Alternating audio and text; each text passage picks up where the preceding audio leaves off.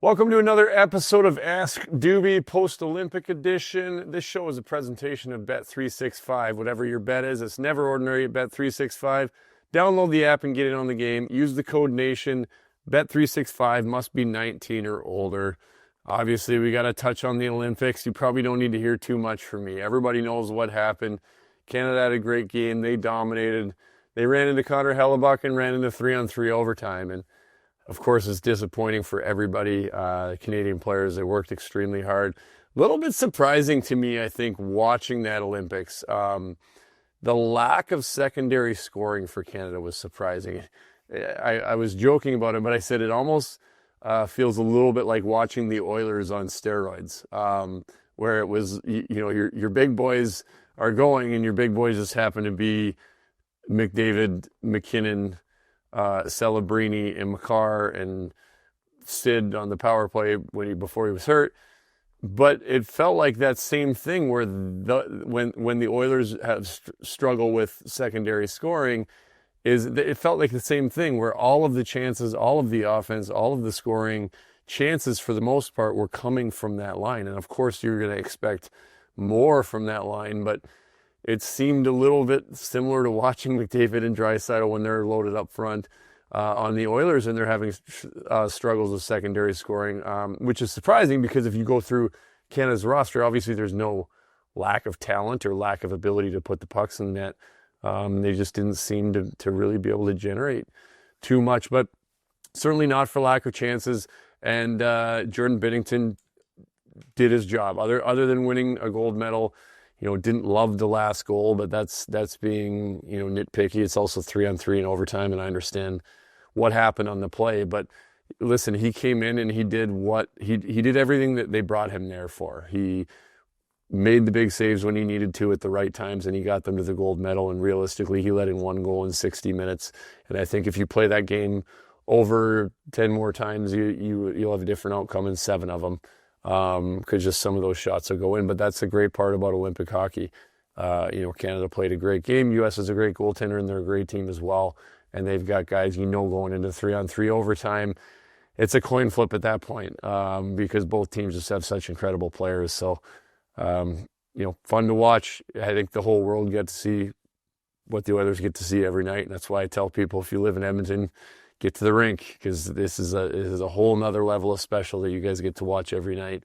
Plus with Leon Draisaitl side by side. So everybody in Canada is disappointed. I'm down here in the States. Everybody down here is real excited. So I'm disappointed. I was cheering for Canada, quite obviously.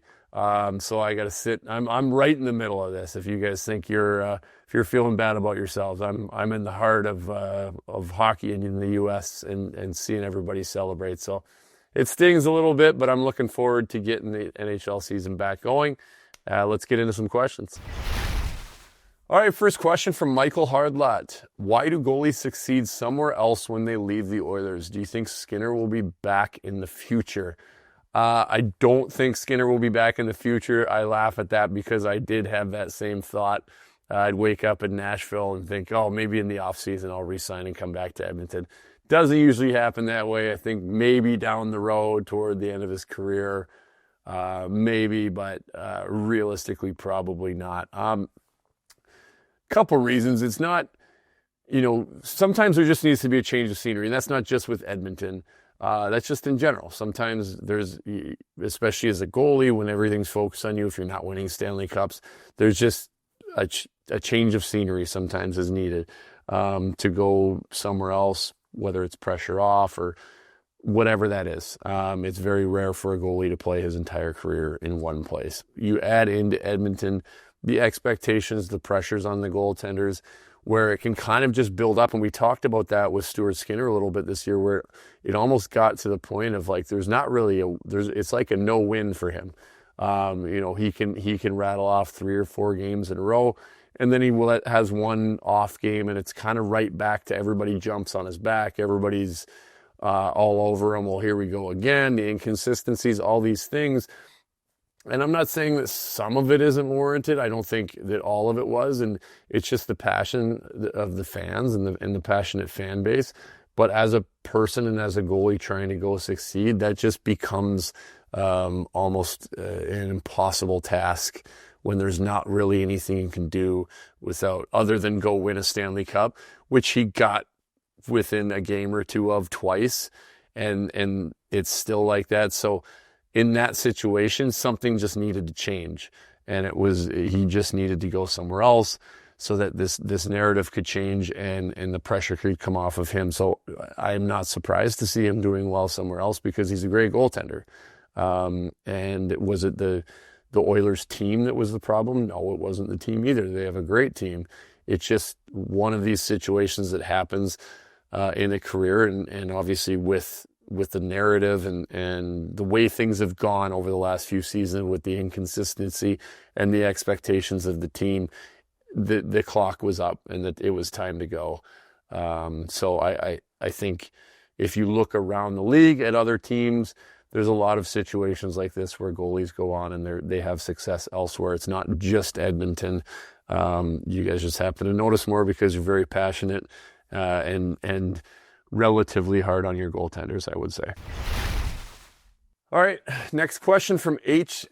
Delu. I don't know if I'm saying that properly. What does a successful remainder of the season look like for the Oilers goaltending?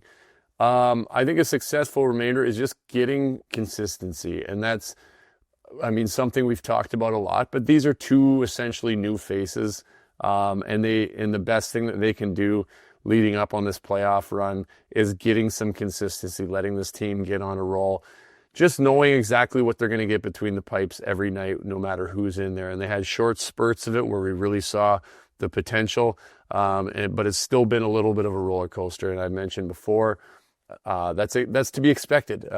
Even though it's been a little while since the trade, it's still fresh for a human being who's been uprooted to his first team that wasn't the Pittsburgh Penguins, and Connor Ingram coming in and he's doing his thing.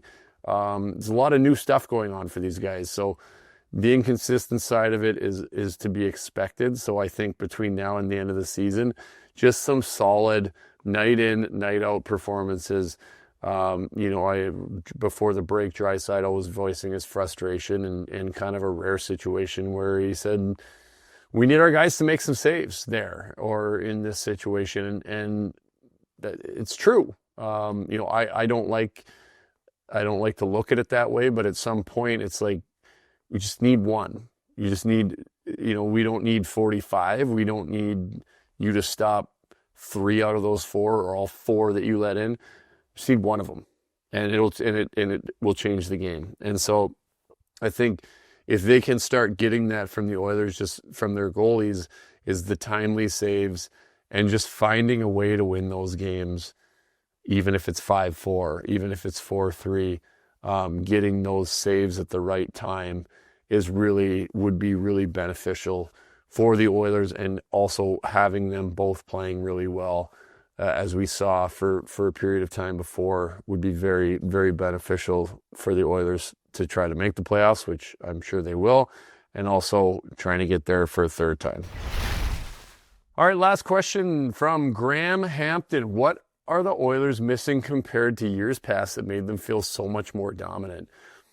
That's a good question. I'm going to go back to the consistency side of it. I think that, this year was similar to years past with the way they started, and we kind of expected everything to happen similar to years past, and it started to, but I think the difference is after the slow start in years past, they really took off, and they were rattling off 10, 11, 12 games in a row, looking crazy good.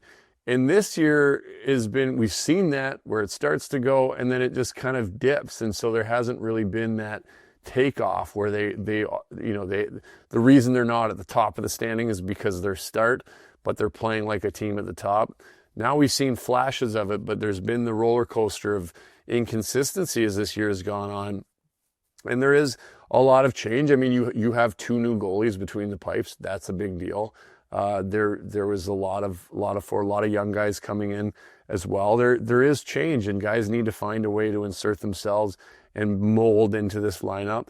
And sometimes that happens quick, and sometimes it takes longer. And sometimes if it doesn't work, you've got to go find other guys that'll do it, that are going to work with that lineup. And we'll see if any changes are made leading up to this trade deadline that way. But I think so I don't know about missing something, or just whether these guys aren't gelling as much, but the thing I'm seeing that we're missing is consistency of being that incredible team that is dominant and getting better and better as the year goes on here. There just seems to, every time they get a little bit of momentum going, they seem to have a drop off, and it seems to kind of come and go week to week. So hopefully after this Olympic break, because they've shown that we know what they look like when they dominate. And it's truly impressive. So hopefully after this Olympic break, they can get on a little heater, 5, 6, 7, 8, 9 games. I had to stop myself from stopping at 6, 7 because it was instantly entered in my head. But hopefully they can get on a little heater here and get things rolling and show us kind of what we're used to seeing at this time of the year out of them. All right, that's it for another episode of Ask Dubey. Thanks for watching. As always, get your questions in with the hashtag Ask Dubey on any Nation Network social media platform, or drop it in the comment section below this video. This episode brought to you by Wilhauk Beef Jerky. Only the finest tasting meat products are in the Wilhauk name. Made from 100% pure Alberta beef, Wilhauk Beef Jerky is aged, seasoned, marinated, and smoked to savory perfection. It is so good. Wilhauk Beef Jerky gladly fills orders of any size. Find their beef jerky, sausage, and other products exclusively out of their Leduc location, or you can order online. Get your jerky on. For more info, go to wilhaukbeefjerky.com. What's up, Nation citizens? If you like that video, then you need to be subscribed to the Oilers Nation YouTube. Podcasts, live shows, exclusive interviews, and analysis. Everything you need from your favorite voices at Oilers Nation. And you don't want to miss any of it, so hammer that subscribe button.